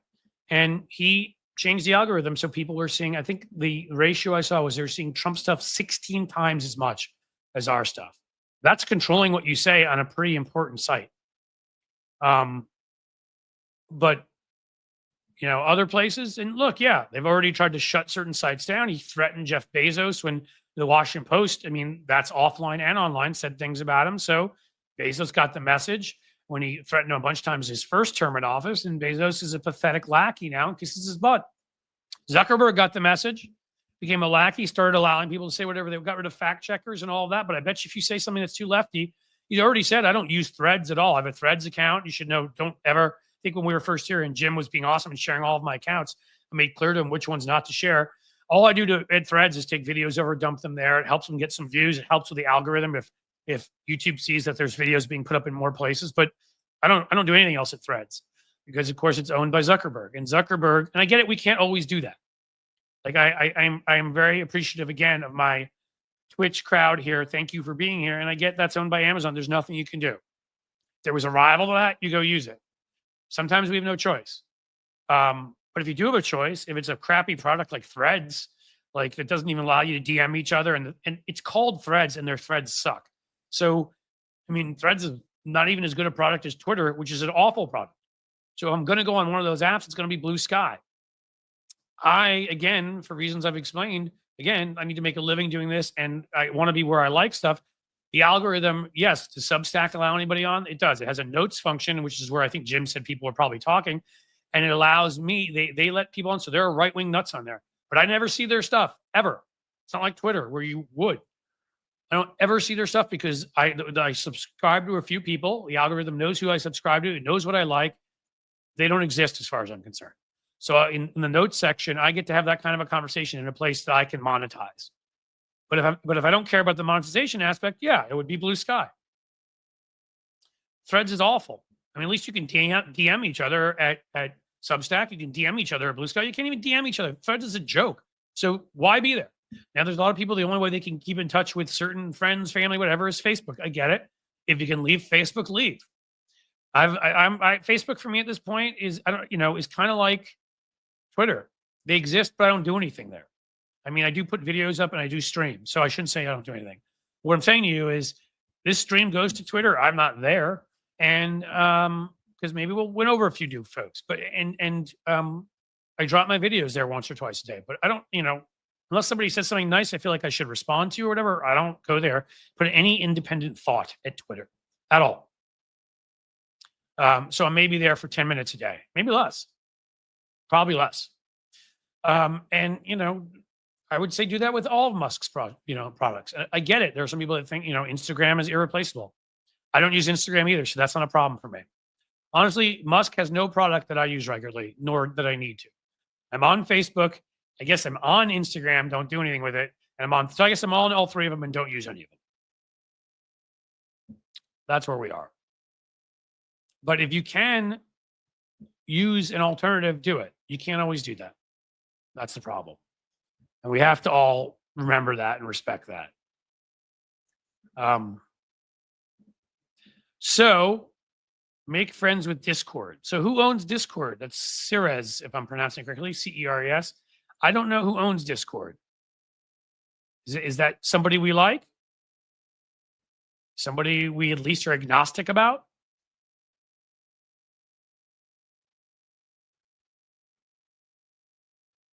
Sorry, we got a lot of people saying they're sorry in here. Did something bad happen?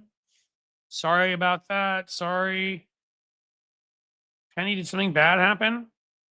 Oh, you've been sick and depressed all week. I'm sorry about that.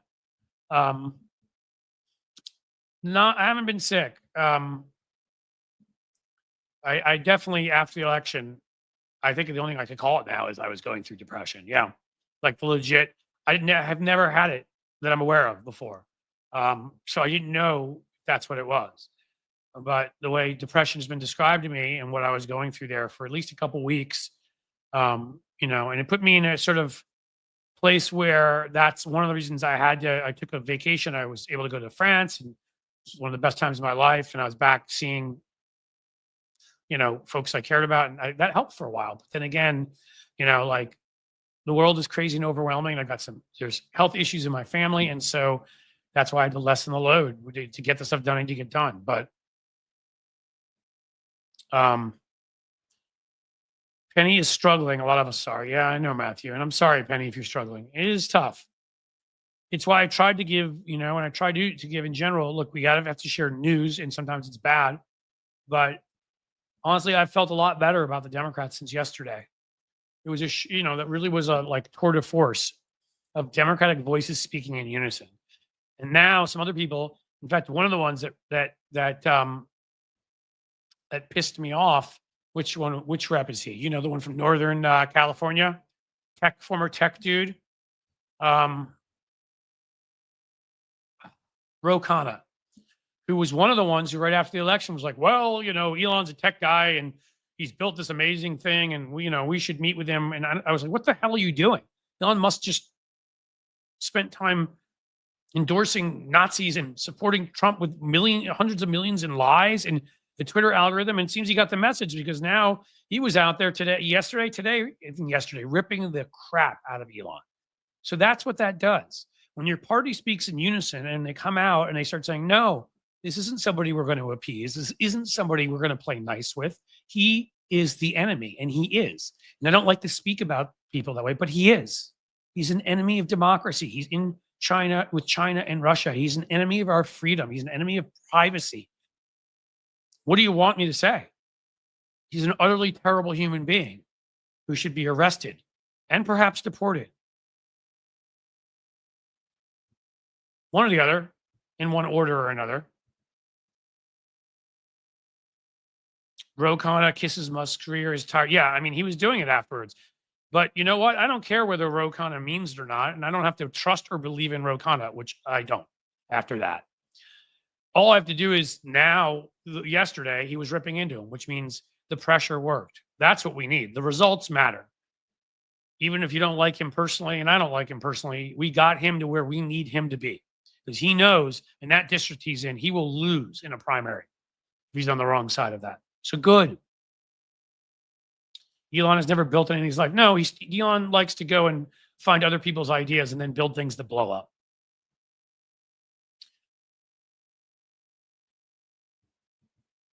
Did you see the guy that climbed near the fence near the White House got arrested under 5 minutes from Penny? Yeah, I didn't see that. I'm not surprised. That's the way it should work at the Treasury Department too. I don't care who you are. Cats 444. I do not have the ability, let's call it knowledge, to play clips yet. My good pal Tony, as well as other friends like Hal and whatever, are going to teach me. I've just had to get up to speed on Substack, Patreon, aspects of YouTube, StreamYard in the basic ways so I can do this and other stuff, all sorts of things over, I don't know, a 3-month period of time while I've had somebody very important to me getting sicker and while I've had to deal with what we've all had to deal with, Donald Trump and other stuff. It just, I will get there as fast as I can get there. That's the best I can tell you. Hopefully soon. I really much want to play clips on here. I really do. It may just be that I'm getting boring at this point. He was doing it for the show. Interesting. Cliff. All right. See, here's my pal Starling. Cliff, you're very lucky to have an outlet like going on vacation, your family, and I'm plugging. I'm very, very happy for you to have that because you work so hard, you need it most. Well, thank you. I wouldn't say I need it most. I work hard. I don't work. There are people out there in the world, roofers, bricklayers, all sorts of people that are out, construction guys on my block working on some new place they're putting up today that are out in colder weather and hotter weather, working outdoors with their hands, cutting themselves, bleeding, getting splinters, getting gashes, they work harder than I do. I mean, I got to give credit where credit's due. I get to sit in an office. And when I'm not working and I'm not in an office, I'm in my home or I'm walking down the street filming a short. So I'm not claiming I don't. I work a lot of hours, yes. A ton of hours, and it is exhausting or whatever. But I can't claim I work harder than people because people that have to do like strenuous physical work have to put in more than I do. And I think that's just being honest about it. All right. So we already had somebody say they wanted to play a clip. I think that means people are getting a little bored. How about this as a closing thing? I want songs from you. What song should I serenade my wife with tonight at karaoke? That I think is how we're going to close this whole thing today. A couple minutes. I mean, we only have 18 minutes left that we can even do this anymore before they cut us off. Anyhow, because we can't go longer than 2 hours. So give me some songs. Give me some songs, guys. Come on. What do you got? What I did sing to her when I first met her, was The Gambler. And I messed it up something fierce. And so now it's a fun joke to get. So that'll be one. I got to get up and sing The Gambler. But Build Me Up. Yeah. Nice. Build Me Up. Yep, I got that. I got it. Good job. Tennessee Whiskey. Wonderful Tonight. Ooh, Radio Free Farley. Well, only problem with Wonderful Tonight, of course, is it's Eric Clapton. We have issues with Eric Clapton these days, even though I used to like his music, but I still like some of it. But it still is a terrific song. Hearing me hit those notes, Lady in Red. Yeah, you're putting me in some dangerous territory, guys. Dreams, because you have a gravel voice like Stevie Nicks. I like it. I could do that. Time for the Guillotines. I don't think that's a song. You had somebody. A Little Less Conversation by Elvis. Ooh, that's a good one. Girls Just Want to Have Fun. I actually saw Cyndi Lauper live. That was only a year ago. That was awesome. 4th of July, Bruce Springsteen. Any Springsteen, yeah, I'll end up doing some Springsteen at some point. I have to. Ohio TJ or whatever. Yes, Clapton is off his rocker lately. He and what's his face? Brown Eyed Girl or Van Morrison have lost it, and hope they enjoy their time in Magaville. Blue Jean. I love Blue Jean by Bowie. Roxanne Epstein. That I could do. That is an awesome song. I liked Bowie a lot in the 80s when I was a kid. Any metal song? Hey, Veronica Tatis. I feel like I know you from somewhere. Look at that. Veronica's here. Guys, Veronica actually helps me out with stuff. So if you think I'm bad now, you should have seen me before Veronica came along. I can't do anything. Okay, we'll get some metal in there, Veronica. We'll have to see what they offer. Should I do like Sanitarium by Metallica? That would be very romantic. Or maybe I'll do some System of a Down. I'm a big fan of those guys, as you know. Prison Song. We'll see. I don't know if that would go over well. But I will try to think of some good. I could do like we could do like a metal ballad. I could it's not quite metal, I guess hard rock. I could do like November Rain. But hitting the notes that Axl hit in his prime. I will freely admit here that Axl Rose's voice, circa 87 to about 95, may be my favorite voice of all time. So the deep up to the high, to the gravelly, to the whole thing. Ooh, Rooster by Alice in Chains. Now you're talking, Roxanne. I could do that. Big Alice in Chains fan. They're coming to Columbus for a big festival this summer, and I want to see them. Queensryche, Operation Mindcrime. Nice. Who are these people? We're not going to take it. That would be fun. Twisted Sister. Yeah, I see you got so odd in there. System of a Down. That's right, Veronica. I'll find a System of a Down. They got to have a song I can do. They got to. I love it when you do these little things here. See, because music, it unites. Try the Viper Room and Discord. They're happy to play any requests. All right. Blue by Joni Mitchell. Nice. Should I do Bop, maybe? I'm just kidding. I can't do that. I did that as a joke once at a gathering of friends. We were like camping, and everybody's trying to come up with the cheesiest song to sit and sing, and that was mine. Ooh, Beast of Burden, Rolling Stones. That is a great song, Chipmunk Milk. They like it. Have You Seen the Rain? CCR. We love that. William Knight. Good stuff. We're getting some good stuff in here. For What It's Worth by Buffalo Springfield. Her name is Alice Fortunate Son. Tiny Dancer. I can't even keep up with you guys anymore. There's so many great songs coming in here. The world needs more music. I agree. If I ever retire, I will learn. I played guitar when I was younger, never well. They all either will take that back up or play a different instrument. I love the drums. I should play that. Black Hole Sun. I mean, that may get me more depressed, but in every way. I mean, Chris Cornell has to be a top 3 voice of all time. And obviously that song, what it's about, is kind of rough. And where we are today is, so it kind of fits in a way. America's Burning, Shine Down, Resist by Rush. Yeah, that could be good. David Bowie and Heroes. Good song.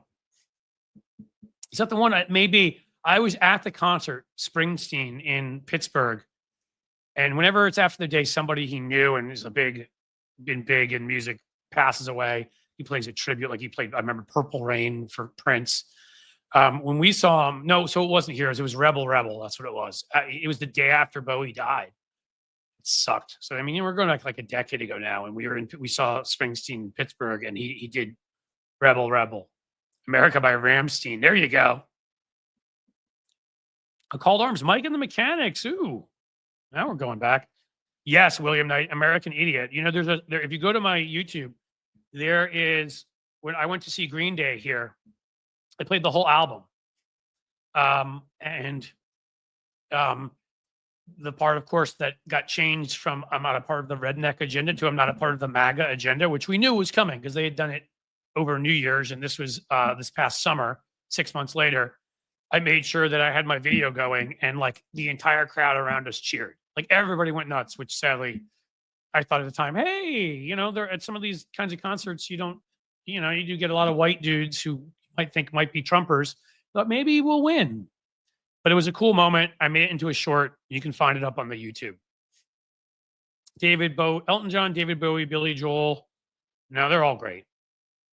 Billy Joel I've seen a number of times. This is War, Avenged Sevenfold. I just love the variety of things. And the thing is, I like everything from classic rock to metal to grunge to hard rock to glam rock to pop rock, even a little bit of country rock and rockabilly from back in the day, you know, some Johnny Cash and that, you know, Waylon Jennings. And I mean, I like rap if it's if it's hard hitting. I admit to liking some DMX. I admit to liking some Eminem. I loved Public Enemy. It has to be, you know, rap has to kick for me to like it. I don't like the softer. So I do like a wide, and I'm sure I missed some in there. I like a lot of music. So my sweet spot is probably around hard rock. It's probably your Aerosmith, Guns N' Roses, Led Zeppelin, and grunge too, Pearl Jam, Alice in Chains kind of stuff. Stevie Ray Vaughan. So I saw Stevie Ray Vaughan, Lefty Gramps, Double Trouble, about 6 months before he got into that helicopter crash. Touring with Clapton. I should blame Clapton for it.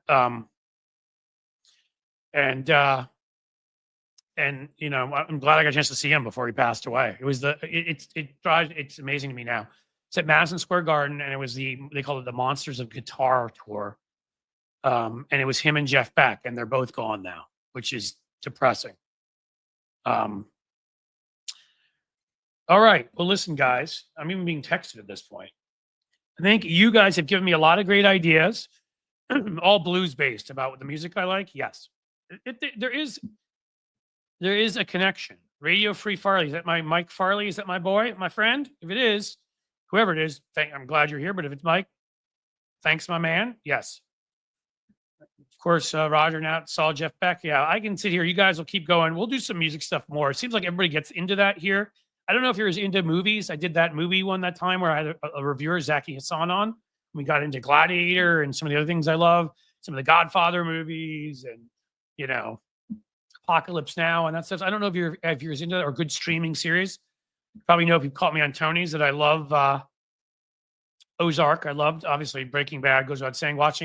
Never watched it the first time around. I've told you guys already. I'm watching The Walking Dead with my older son right now, so I get into good. Like the last 10 years, the really good stuff that could be movies level, like TV shows that are on like your Netflixes and Disney's and stuff.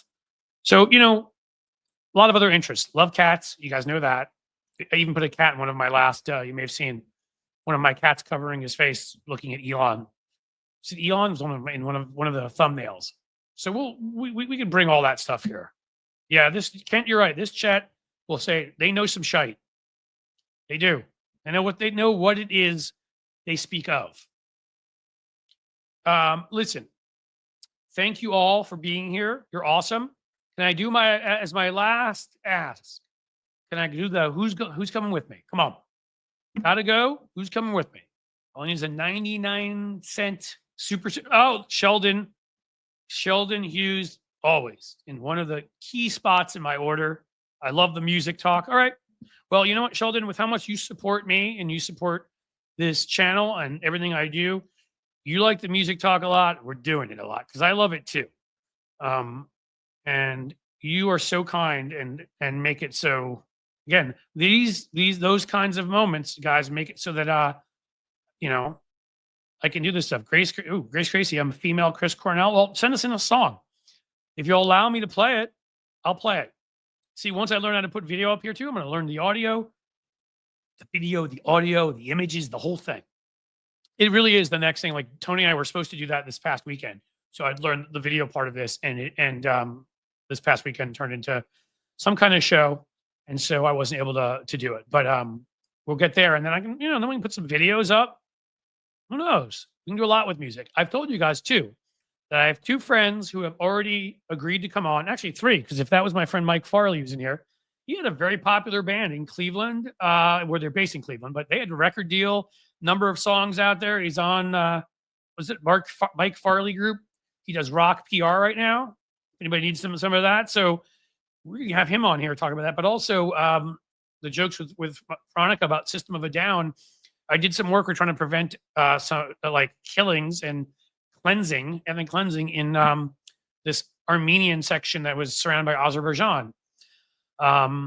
And I got to work with Serge Tankian of System of a Down, and he's one of the nicest, most fantastic guys in the world. And he agreed to come on here. So we can get him on here if you guys like System of a Down. And the other one who I met on a radio show, it's actually Robin was hosting it from Howard Stern's show. It's a long story. They wanted some diverse group of people. Lisa Lampanelli, the comedian, was on, and Phil Collin, the guitarist for Def Leppard, not Phil Collins, Phil Collin, the guy who's like 65 and he's a vegan and shirtless. His guitar is in better shape than I am at this point. And I go to the gym. He's in better shape than me. And he's a friend and has agreed to come on too. So we're going to get some folks you've heard of and some other rock and roll type folks on here because I love music. Talk about it forever. And there's a Patreon free level, Starlene. There is. What? You shouldn't. No. You can't only be offered the paid version at Substack. Go back, Starlene, please. That was a mistake. Or unless I checked the wrong thing at some point, but it seems like a lot of other people signed up here and did it. You must have clicked on, because absolutely, like, there's no required payment for anything now. The paid version only exists as I put it in the middle of our articles I write and say, hey, if you'd like to give, and 7 or 8 people have chosen to do that. But I don't even it's not even like something where I talk about in the way I do here. It is free over there. It's meant to be free, and people want to be nice and they want to give me something great. Whereas Patreon, it's meant to, if you can afford something that is meant, because that's extra content of a video kind for you to pay. But I wanted to keep it so that people that can't do it at least have something. So you can get 2 videos, whatever it is. I think you get the videos and you get 1 or 2 posts a month, and and you don't get all the other stuff, but at least I can give you something. But Substack for now, I'm going to add an extra level of Substack eventually that will be pay, but there'll be a whole extra thing. All the basic stuff you'll get for free. And now I'm at 3:55 and we are approaching. So, and I already did my who's good going with me, and Sheldon Hughes took care of me. So thank you for tuning in today. As Jim just said, I can just copy what he said. Thank you for your continued support and participation. Do something you like, love, that will cleanse your timeline. Jim Williams is smart, supportive, fantastic, amazing. And someday, Jim, you will find the way, and there will be, to thank you for all that you've done here. So to make this work. So listen, guys, thank you so much. Take care. As he said, as Jim said, do something you enjoy, relax, try to get rid of some of that anxiety, exercise, go listen to a great song, go watch a good movie, go play tennis, go run, go ride a bike somewhere, go talk to a friend who you love, whatever it is that relaxes you, go do it, enjoy yourself. And thank you for everything you do for me here, because it truly it is life-changing. So thank you. And I will say with that, as the sun sets slowly in the west, I bid you a fond farewell.